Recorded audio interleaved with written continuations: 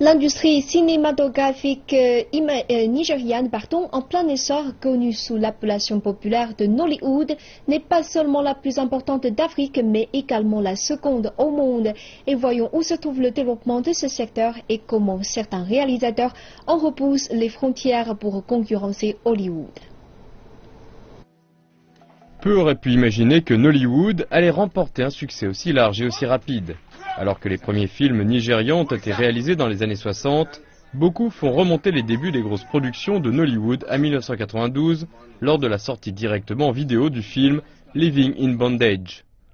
En moins de 25 ans, la période où les films indiens et occidentaux dominaient le marché du film au Nigeria semble faire partie d'un passé lointain. Selon les estimations, le secteur emploie environ 1 million de personnes et injecte environ 600 millions de dollars dans l'économie nationale. Selon le Bureau nigérian des statistiques, il compte à présent pour 1,4% du PIB du pays. Les films de Nollywood sont aussi populaires à travers le continent qu'au Nigeria, faisant d'eux le plus important produit culturel d'exportation du pays.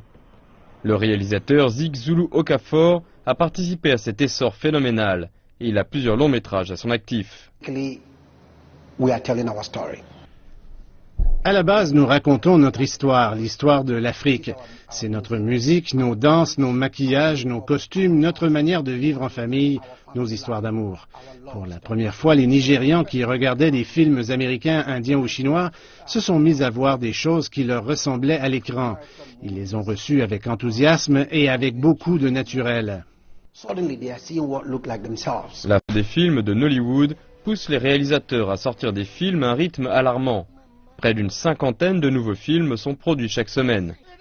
Pour un faible budget, de l'ordre de 15 000 $, un réalisateur peut boucler un projet de la pré-production à la post-production en seulement 10 jours. Et c'est une moyenne.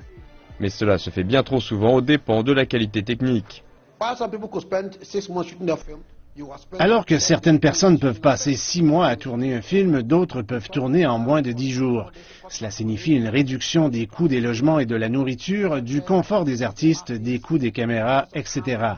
Donc que vous aimiez cela ou non, puisque vous essayez de réduire les coûts pour rentrer dans votre budget, la qualité technique est inévitablement affectée. Certains réalisateurs, tels que Kunle Afolayan, prennent le contre-pied de cette tendance.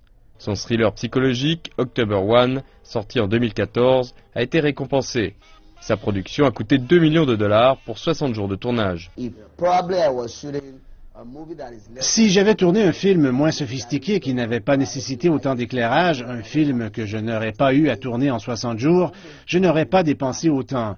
Par ailleurs, il y a de plus petits films que les gens peuvent faire et qui peuvent quand même avoir un impact au niveau international.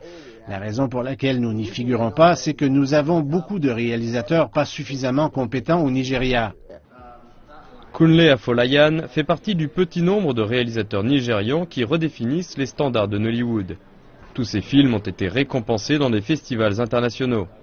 October One a reçu 3 récompenses lors du Festival international du film africain de 2014. Le trophée du meilleur film, du meilleur scénario et du meilleur acteur.